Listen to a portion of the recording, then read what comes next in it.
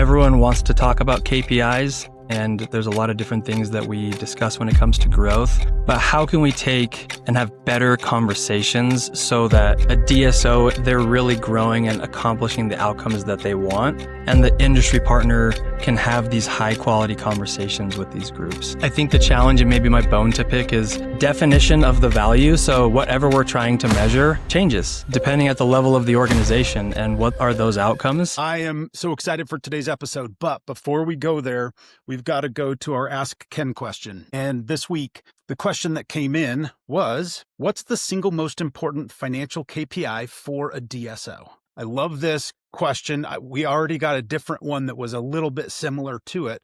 So I apologize if it sounds like I'm being redundant, but it's because this is by far the most important KPI for a DSO. It is what's called free cash flow. Collections, they matter, but buyers, banks, and partners, they all anchor to your EBITDA and your ability to generate cash. Free cash flow is where you look at your cash from operations, you subtract your CapEx. And then that tells you if there's a positive number there, it tells you that you're generating cash in your business. We all want to have businesses that generate cash. If it's negative, that's telling you that your business is actually consuming cash. And we need to probably take a look and figure out what we need to do with that. But by far, if I had no other financial or any other metric to look at, the very number one would be free cash flow. All right, so we're going to go ahead and jump into our episode now. We have, besides myself, two other guests here in studio. Dallin Kaufman, co-founder at Accrudent. Why don't you go ahead and introduce yourself, and then Nathaniel, you can introduce yourself, and then we'll jump into our topic. For sure. I'll keep this quick because I know Nathaniel is the star of the show today. Like Ken said, my name is Dallin. I've been working around DSOs for a long time. You probably noticed the last name similarity between myself and Ken. We're a father-son duo. I got my start in dental when I was 17 years old. Ken came home from work. He was working at a DSO at the time. Ken came home from work and said, "Hey, Dallin, we just had a receptionist quit. Congratulations, you start on Monday." And I've been in dental ever since then. Really quickly moved out of the receptionist position, started doing IT for that DSO, and got involved in data analytics, business intelligence, and that's really become my sweet spot within the industry. I love that part of the story, that your dad's like, you start on Monday. I didn't know that part. Great to meet everybody. I'm Nathaniel Baker. I'm a key account executive over at Overjet AI. And small part of my background, 3 going on 4 years in dental, cut my teeth with a company called Dental Intelligence. So really doing all things for DSOs with strategy, operations, leveraging good, clean data, which we could spend the whole time just talking about that in and of itself. In a past life, I started my sales career doing door-to-door. And did that across the country. I grew teams, I trained regions, and I did that for almost 10 years. So Pest control, solar, Pest control. Okay, awesome. Yep, all for the same company. And so I've been around people and like talking to people and engaging with people my whole life and my entire professional life as well. So thanks for having me on, Ken. Yeah, absolutely. We're thrilled to have you. And I'll give this as a recommendation to Nathaniel. His background is all in sales, but more than a lot of other people I know, he is a lifelong learner and the kind of person who constantly is trying to upskill himself in any area that I can. So I never walk away from a conversation with Nathaniel without learning something, which is why I'm super excited to have him on today. I appreciate that, Dallin. Feelings mutual. All right. The standard has now been set, Nathaniel. I'm just kidding. So we want to just turn it over to you.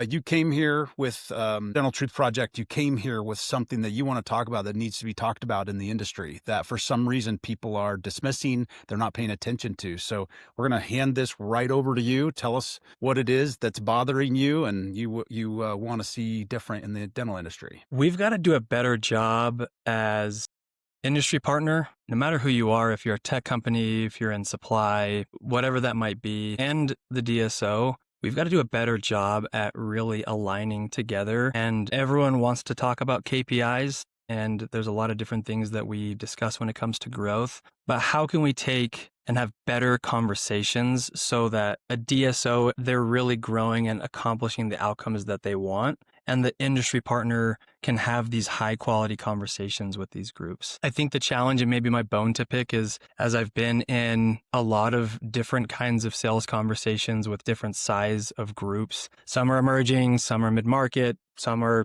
to the elite level. The definition of the value, so whatever we're trying to measure, changes depending at the level of the organization and what are those outcomes. And so I would love us as an industry to discuss this kind of topic more and really come together with better ideas on how we can have that so that we're all accomplishing the outcomes that we want.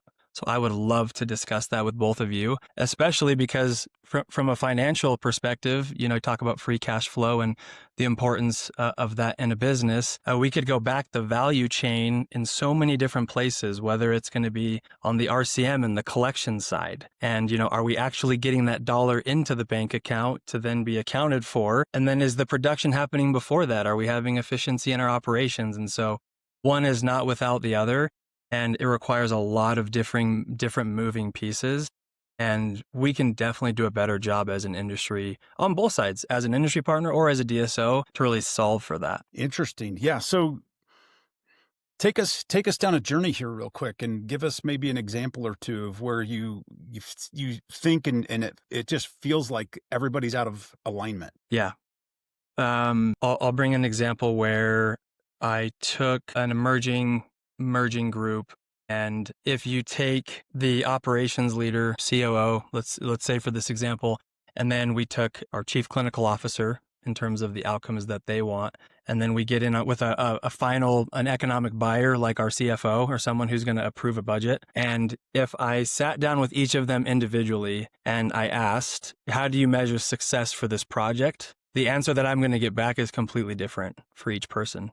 For the CFO, it was, I need to mitigate my risk. If I'm going to reallocate budget towards this and I'm going to bring in a new project, I'm going to bring in AI, I'm going to bring in a company like Overjet, I want to make sure that if we're going to free that budget up from somewhere else, that I mitigate my risk and that I see some kind of ROI, whatever that's going to be, right? And I think we can dive into the concept of ROI and sometimes how it feels very pie in the sky-y depending on industry partner. But then if I went to the chief clinical officer and asked for, how would you in this project define and measure success? It would all be about how can I standardize my quality of care across my organization? And am I increasing my clinical confidence with my providers, whether it's my tenured dentists or I have a lot of these new associates that are coming out of school and they want to be able to have better conversations with their patients. That's how they defined success. That was their measure. And then if I'm on a meeting with the chief operations officer or regional, and both of those roles usually are working in tandem, and I ask what success means for them, it's, I have 10 different fires that I'm fighting. I need to put them out effectively. And this needs to make my workflows easier. It can't make it harder, because if it does, I'm just not even going to entertain the idea. And anything that you can do to make it easier for my team. And I think that's what's challenging for a lot of industry partners is how do you navigate the kinds of questions that you ask and the meaning of whatever you're measuring, what that KPI really is, and then what's the ideal outcome that comes from that KPI. That's where a lot of the challenge is. So frankly, that's where most of my job is spent, is in having these kinds of conversations and taking the feedback that I get with every single role and then aligning them all together. So that way one feeds into the other, which feeds into the other, which at the end of the day, if we can have more DSOs that have this free cash flow so they can do what they want in their business, then that's the win. So Nathaniel, I've got a couple questions here for you. I love how you framed this up. There's truth in everything that you were saying. I have a truth for you to think about, and I want your reaction to this. I have never, in my entire career of almost 25 years in the DSO world, I have never seen a DSO that has their stuff all together. Okay. And I'm talking from the biggest ones to the smallest ones, and the complexity of everything that goes on. And I like to think of it as, for example, dentistry organized is harder chaos than almost any other business. And my example is if you want to count inventory, guess what? You're counting stainless steel crowns in the supply closet the day before Christmas, trying to get your inventory pulled together. And because inventory everywhere else is big and it's easy to count, it's easy to find, it's easy to see. That's just one kind of dumb example. But most DSOs are kind of a mess, and none of them have got this thing like perfectly, completely figured out. And don't think that by hiring private equity, they're going to come in and make it better. They most likely will make it worse because they know a lot less about dentistry, most likely, than you do. So I'd love for your pushback on that. And what's your reaction to that? No pushback. I think that's the hard truth is most don't have it figured out. I think if you mentioned like pig with lipstick or we want to like have our best foot forward or really show that we do, which is understandable, right? If you're managed or controlled by private equity and there are quarterly board targets or whatever that might be, it's really hard. It's hard to take that look in the mirror and say, this is on me or it's my department and this needs to be better. And from a psychology perspective, as humans, we hate the hard stuff. We usually avoid it. And so if we can sweep it under the rug and have it or push it to somebody else and kind of make you play whack-a-mole with the group of like who you need to talk to or who really is going to manage this, I think that's a big part of it. But to your point, Ken, a lot of it is, I mean, you had Eric Roman on just a little while ago and talking about, we had a massive exodus with COVID where we lost 7 to 8% of the hygiene workforce that never came back. And most DSOs, I think if you threw a dart on the board, are understaffed in terms of the infrastructure at the practice level of who's going to actually support the day-to-day operations. And if you're not understaffed, the second thing is might be underskilled or underqualified for the number of hats that they have to wear. I can't say how many times I saw an office manager who was cross-clinically trained as either a dental assistant and also a hygienist and who was assisting chairside because maybe they were down, a staff member. And then you're also getting this burden up front where, I mean, you really think about a front desk, like they have all of the responsibility for intake. They have to manage that entire process to keep the schedule full and make sure that the actual patient data is clean from forms to insurance. And we could literally spend the entire time just discussing the insurance world. And so I think that's cool. And there's a lot of great things that AI brings, but AI is just a tool, right? And so it's meant to, you still have to pick up the hammer and you still have to swing it to hit the nail. And so we're really required to be on this foundation of some kind of infrastructure. And unfortunately, most are understaffed or underskilled. Or I had an emerging group that I did an onsite with just recently where the owner partner doctor discussed how the relationship between him and one of his providers is just a lot of arguing and tension that came from it. And they were working to use an AI tool. And because of that provider specifically, it actually did the exact opposite of what they wanted. It made his exams go a lot longer. It made overeducating patients, those kinds of things. So there's a lot of different challenges that we have to tackle, but you can only do so if you clean your house or work to get it clean. So completely agree with you most don't have it figured out. And if there's going to be any kind of change, it has to be incremental. It has to be simple in its application. Or it's just not going to get done. Yeah. There's something I want to call out here. I think this conversation is really interesting because Nathaniel, you're coming at this from the sales perspective of representing industry partners within the DSO world. You have a product that in most cases is going to help that DSO a lot. It's going to make it a lot better, is going to solve some sort of problem. So you're coming from that perspective. Ken is coming from the perspective of having been that CFO at the DSO. And so Nathaniel is showing up and saying, hey, I'm talking to all of these different people and I'm getting different answers about what success is. Like, we need to fix this. And Ken's like, yeah, we need to fix this because like the DSO is a mess. Like, I've been on the underside and I can explain exactly why you're getting different answers is because everyone's just trying to do their best to keep this ship running. And people aren't talking to each other and there's low communication and everyone has different problems that they're trying to solve. And ultimately, the big problem that this truth helps to reveal is there are products out there that could legitimately make the DSO better, but the DSO is missing out because either the industry partner doesn't know how to work with DSOs, and so their sales process is broken. They're not connecting with the right people. They can't get the product into the right hands. So it's either there's something wrong with the industry partner or there's something wrong with the DSO. where they need to be talking to each other better. There needs to be better communication. But whether you lay the blame on the industry partner or the DSO or both, the problem is there are products out there that would legitimately make the DSO better, but the DSO is missing out, leading to a lose-lose situation for both that industry partner and that DSO. Absolutely. And that's what's hard is, I mean, you throw that dart and any kind of change management, like structure support from the DSO, being able to take something from an idea, from a pilot to an actual full rollout to the offices using it, most are missing.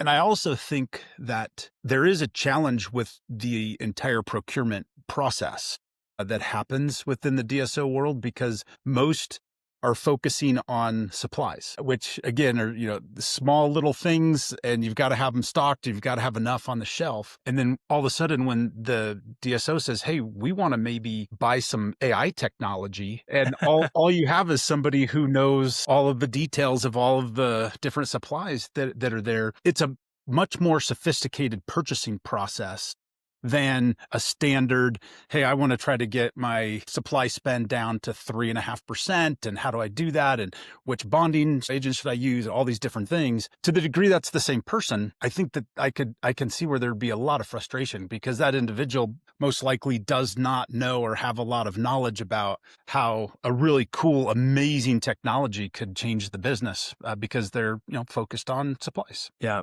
And that's really on the industry partner and their leadership team to make sure that whatever is being presented to a DSO, that an industry partner's sales rep understands how to have that conversation with every role and understand the kinds of questions to ask and to really bring that empathetic lens to it. Because I've had plenty of times in my sales career where I've been in conversation and I say, look, I'm going to be the first person to raise the hand if this doesn't fit.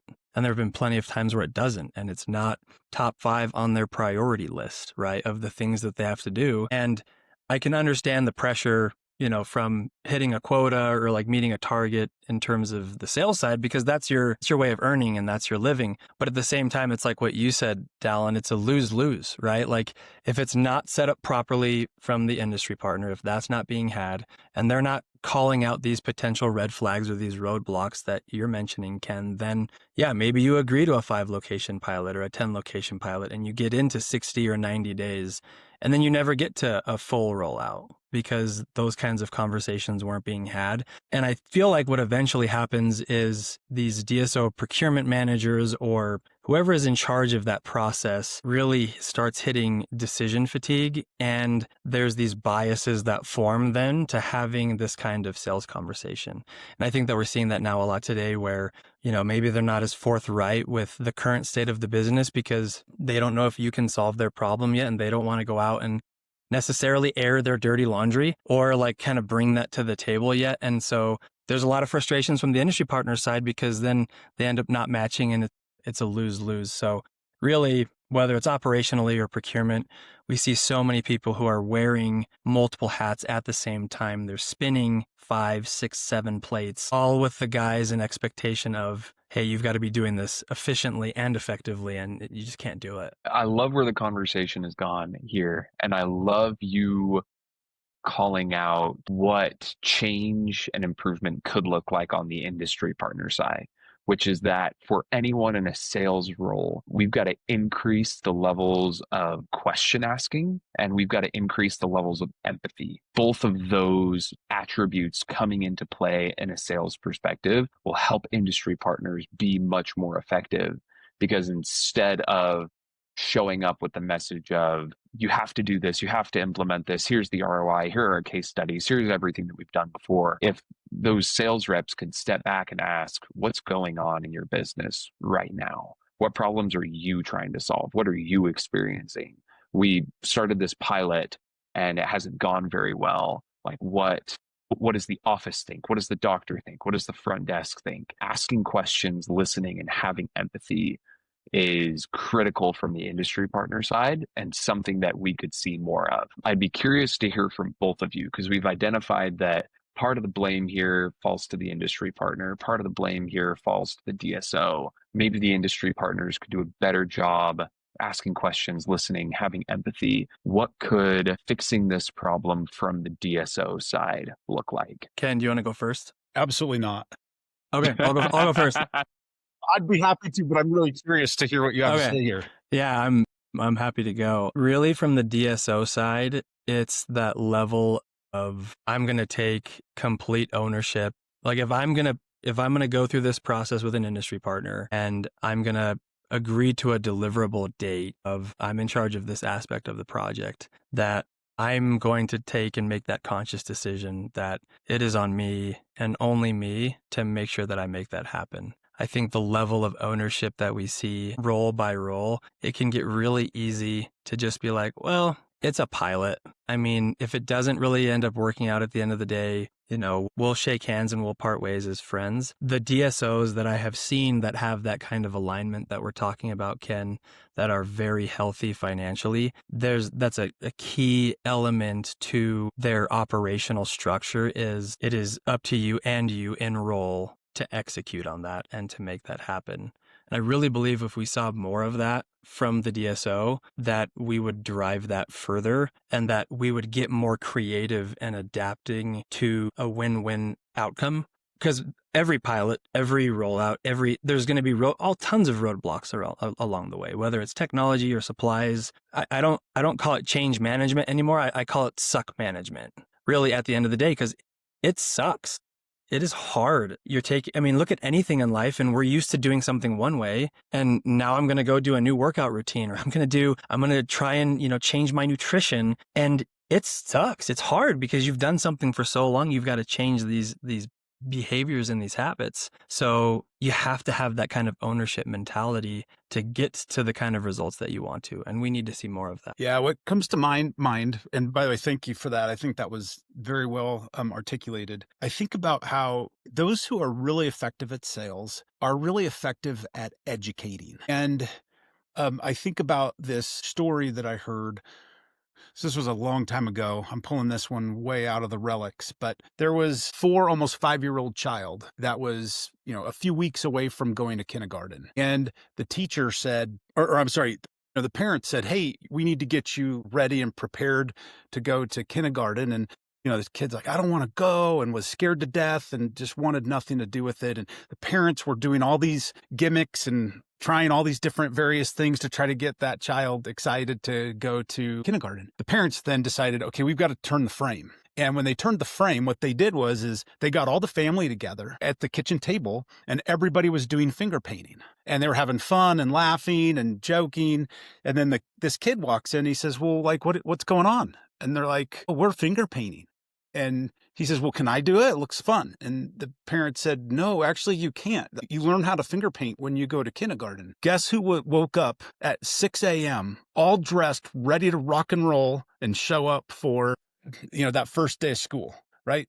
And so from an education standpoint, this is what I was thinking about as you were talking. I see there's a lot of opportunity for the industry partners to be more creative in the way that they can educate and teach and learn. And then all of a sudden what happens is DSOs start to partner up with the people that are really, really good at educating and really good at helping and understanding that education isn't just me talking at you. Education is, we need to try some things here.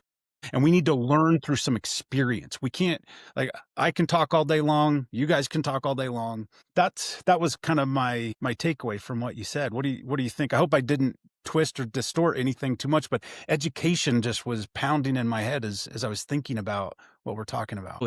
I mean, when you think about empathy, I want to approach it from the other person and what might they be thinking, what questions might they have, and how potentially are they feeling? Right. And it allows to kind of get out of the other problem industry partners have is it's the my frame, I think this is the way that it needs to be done instead of it's the you frame, what's important for you. And I smiled as you were, sharing the story about finger painting because with my 3 kids, my 2 oldest, I've had many of those instances where I have to take a step back and say, okay, I'm approaching this as a dad and as an adult. How might my 6-year-old right now be going through this? Or what might he be feeling? What about my 9-year-old? And as soon as you turn that frame, that makes the difference. To take that piece of turning the frame from the DSO perspective, it's also having DSOs who are willing to actually turn the frame, where maybe they come in saying, this is the measure, this is the KPI. And then as you get deeper into it, we see the things that maybe are inputs to that KPI output. And we say, let's take it from this original KPI that you mentioned, and let's start with this one. And them being actually open and willing to say, hey, this really is a collaborative approach. This is not, I'm just transacting with you and then I'm gone, as I'm like, we are partners in this. Am I willing to actually take how I came into this and my thought process or my definition of success? And am I willing to turn that frame? And I think but that's a key piece of ownership, right? Is it's like, I need to be able to have that outcome in mind. Am I willing to do whatever it takes or make those changes to be able to get there? It's a really good call out. Yeah, and one thing Love that it. Alan and I can explain to you until we're blue in the face is like KPIs don't stick very well. We see a lot of people that just move to the next one, the next one, the next one. And so there's a part on the DSO side that says, hey, if this is going to be KPI driven, you got to stick to this. And it means you've got to stay in the fight when maybe things aren't going so well, but there's some learning that really needs to happen in this selling process, in this trial process of a product, and so on and so forth. Does that Absolutely. resonate? Yeah. I mean, Dallin and I had an experience at Tech Summit last month where, had an industry partner who was working with a provider, and we're kind of gridlocked a little bit in terms of really coming to the table and defining what success was. And as we were in that conversation, I just asked the question to the industry partner, have you considered, using this potential metric as a way to bridge the gap and making sure that that provider, whatever it is that you decide success looks like, or whatever the KPI, I mean, the KPI is just an outcome from an output of work, really, at the end of the day, or the lack thereof. It's just a measure of an output truly at its core. And she's like, oh, interesting. I hadn't thought about it that way. And I told her, I was like, look, if you and that provider never agree, fundamentally on what your measuring stick actually is, then you're never going to be able to change to it, because she believes it's different and you believe it's different. And I know there's a lot of those conversations, happening inside of DSOs internally and with industry partners. So I think if we were to bring all of this together and really just tie it together, it would be better responsibility from industry partners to have these kinds of conversations with DSOs to actually help them understand the frame and what they're defining as success, and being able to connect the dots and really lay that path out forward as they're doing it with DSOs who are willing to take ownership of that process, stick in it when it's hard, not just throw in the towel when the challenges come, because they will. We will drive better success on both sides as industry partners and as groups or DSOs. Yeah, well said. Dallin, any final words before we wrap? No, I love it. All right. Nathaniel, any final words? We just need more of these conversations. So just gratitude and thank you for having me on so we can talk about it. And dental's a great place to be. There's so much impact that we can have with employees, with our providers, ultimately with our patients. And this space is ripe to continue to grow. And we've got an awesome opportunity in front of us, and we need to keep having more of these kinds of conversations. So thanks for having me on. Great to have you. All right, so that's it for today's episode of the Dental Truth Project. Special thanks to Nathaniel Baker for joining and for sharing so many great insights. If you've enjoyed the episode, be sure to follow or subscribe so you don't miss what's coming next. We drop a new episode every Wednesday morning. I'm Ken Kaufman, and until next time, keep seeking the truth that helps dentistry thrive. Happy day.